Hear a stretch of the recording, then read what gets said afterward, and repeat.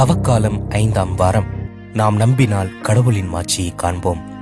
நம்பிக்கை என்ற நார் மட்டும் இருந்தால் போதும், உதிர்ந்த பூக்களும் ஒட்டிக்கொள்ளும் என்பது சொல்மொழி.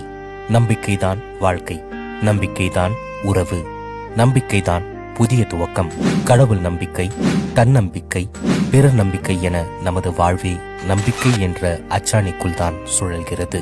இந்த நம்பிக்கை நமக்கு புது சுவாசத்தை, புது சக்தியை, புது பயணத்தை சாதிக்க வேண்டும் என்ற ஆற்றலை உசுப்பி விடுகிறது. ஆனால் இறைவார்த்தை நமக்கு மறுவாழ்வு, நிறைவாழ்வு, நிலைவாழ்வு என நம் சிந்தனைக்குள் சிக்காத, நடைமுறை வாழ்வில் கண்டிராத வாழ்வு குறித்து பேசுகிறது.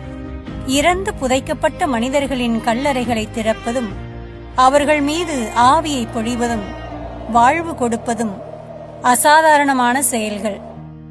ஆனால் இயேசு அந்த அசாதாரணமான செயலை இறந்த லாசருக்கு உயிர் கொடுத்து இறை வல்லமை வெளிப்பட செய்கிறார்.